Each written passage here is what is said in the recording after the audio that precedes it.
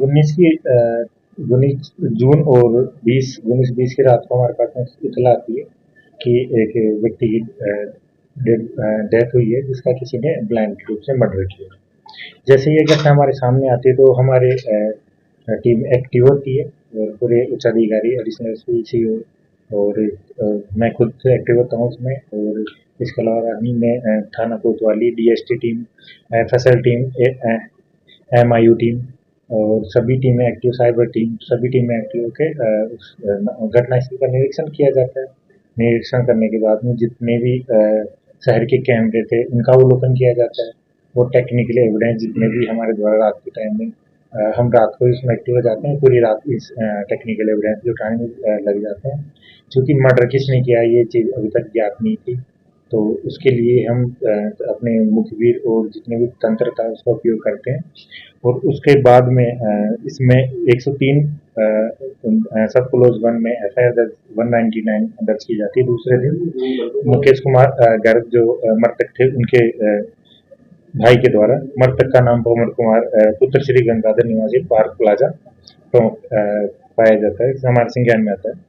और तकनीकी साधन और परंपरागत साधनों का उपयोग करके हम इसका खुलासा करते हैं, जिसमें आरोपी का नाम राकेश तांबी करके सामने आता है, जो हमारा स्थल संदिग्ध भी रहता है, जिसके ऊपर सबसे बड़ा आरोप लगता है। और जब हम उसकी तलाशी लेते हैं, उससे पूछताछ करते हैं, तो सोने की चैन और एक अंगूठी हम उससे यहाँ से बरामद करते हैं।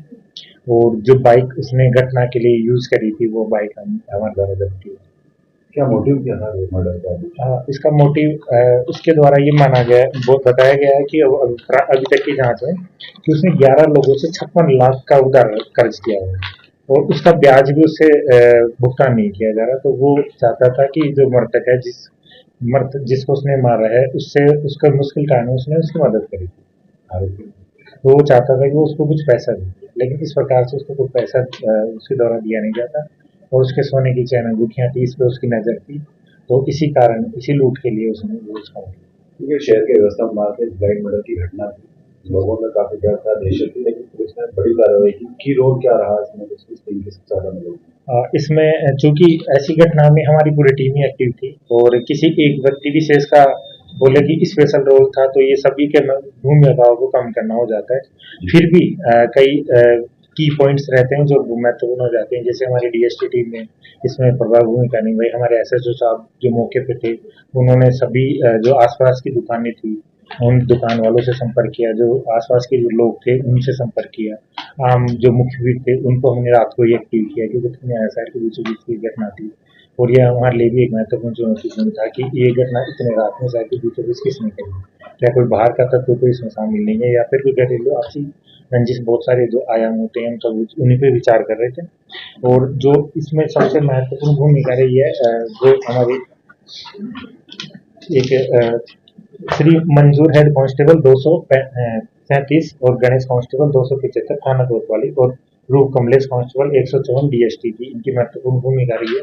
लेकिन फिर भी मेरा मानना है क्योंकि सभी का अपना महत्वपूर्ण योगदान है, तो हमारे सीओ साहिबान का महत्वपूर्ण योगदान था। एडिशनल एसपी जो खुद घटना स्थल पर निरीक्षण कर रहे थे, हमारे एसएचओ साहब जो घटना पर थे, कुसुम हमारे आरपीएफ प्रोबेशनर, वो भी पूरी रात उसी यहाँ पूरे थाने में और पूरे घटना स्थल के निरीक्षण में थी, आसूचना संकलन करने में, लीडरशिप प्रदान करने में। तो सबकी एक महत्वपूर्ण भूमिका है और मेरे द्वारा भी कोऑर्डिनेशन किया जा रहा था ताकि कोई भी कहीं से भी उस पर काम कर सके। किस तरीके का था, कैसे उसको मुख्य किस तरह से वार किए गए, क्या क्या वेपन इस्तेमाल किया, आरोपी दोनों के बीच में झड़प भी हुई थी?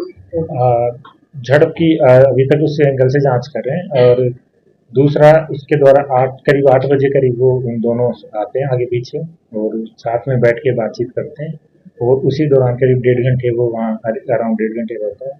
और उसी दौरान वो क्योंकि प्लानिंग पहले से करके रखता है तो उसी प्लानिंग के तहत वो उस पर वार करता है। हथियार की बरामदगी का प्रयास किया जा रहा है और उसके द्वारा अभी पुलिस को गुमराह किया जा रहा है कि कभी बोलता मैंने यहाँ डाल दिया, कभी बोलता घर यहाँ है, कभी बोलता यहाँ है। अभी उसकी अभी पूछताछ चूंकि जांच प्रारंभिक दौर में, अगर और कोई होगा उसकी भी उस एंगल से भी हम जांच कर रहे थे कि अगर इसका कोई सहयोगी था जिसने कहीं चोरी छुपे इसकी मदद करी हो, डायरेक्ट इनडायरेक्ट रूप से इसका सहयोगी रहा हो, उन सभी आयामों की हम जांच करें। प्लानिंग था कि ये मतलब हाँ, चूंकि हथियार ये लेके आया तो और लेके गया है, मुंह ढक के गया है, तो इस हिसाब से लगता है कि प्राइमा फेसिया इसका इंटेंशन पहले से ही था। और चूंकि मारने के बाद में भी, चोट मारने के बाद में भी उसने उसको ये सुनिश्चित किया है कि मर्डर हुआ, मरा है नहीं मरा, दिल की धड़कन बंद हुई है नहीं हुई है, और लूट भी साथ में उसकी ज्वेलरी भी ली है, तो निश्चित रूप से ऊपर को लगती प्लान। कोर्ट में पेश करेंगे और रिमांड पर लेंगे। हाँ, जो प्रक्रिया है उसका पालन किया। बॉडी में कितने चोटों के निशान में है, तो परीक्षण किया गया, क्या मेडिकल रिपोर्ट उसके सर पे सीधे किलर खतरनाक घाव है, और इसका एमएलसी जो मेडिकल रिपोर्ट है वो ली जा रही है, और बोर्ड के द्वारा इसका आपराधिक रिपोर्ट है सर इसके? आपराधिक रिकॉर्ड की नहीं है अभी तक, वैसे कुछ संज्ञान में नहीं है, बाकी हम जांच करेंगे।